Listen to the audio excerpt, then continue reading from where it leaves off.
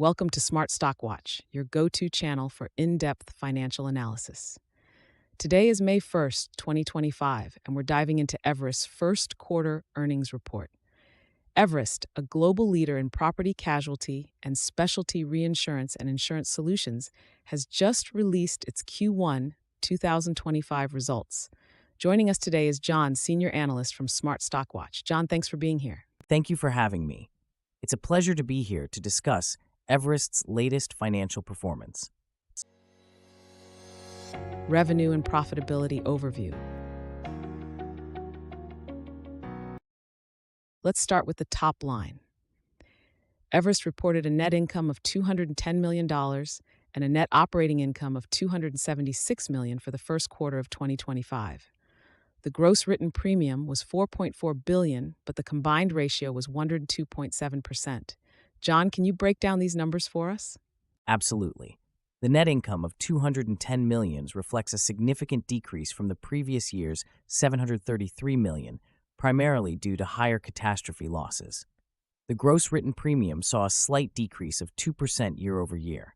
The combined ratio of 102.7% indicates that the company faced challenges in underwriting profitability, largely due to the impact of the California wildfires. EPS forecast and analyst expectations.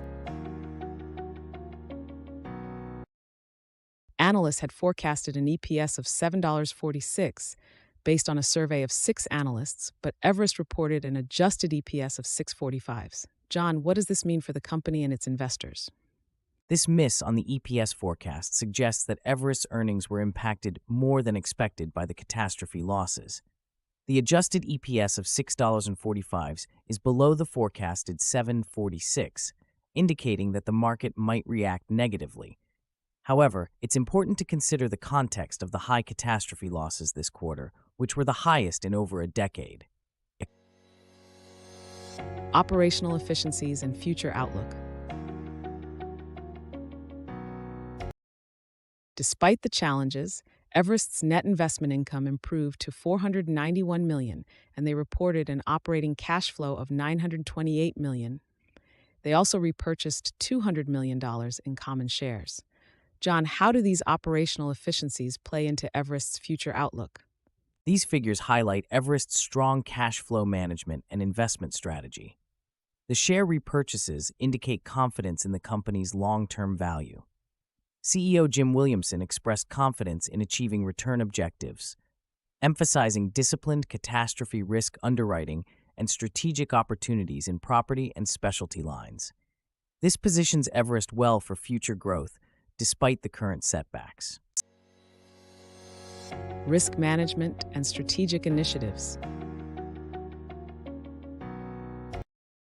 Everest faced $472 million in pre-tax catastrophe losses this quarter.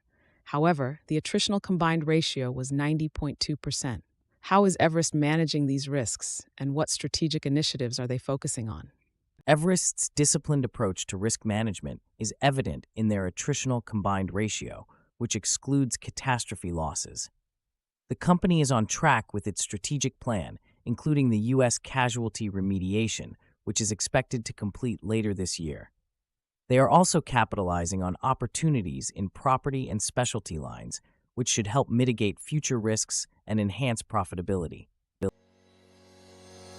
Key takeaways.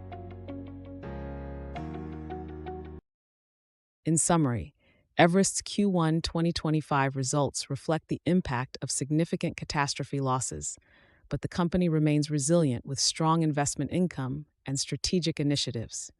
The adjusted EPS of $6.45 fell short of expectations, but operational efficiencies and share repurchases demonstrate confidence in future growth. Thank you for joining us, John. Thank you for having me.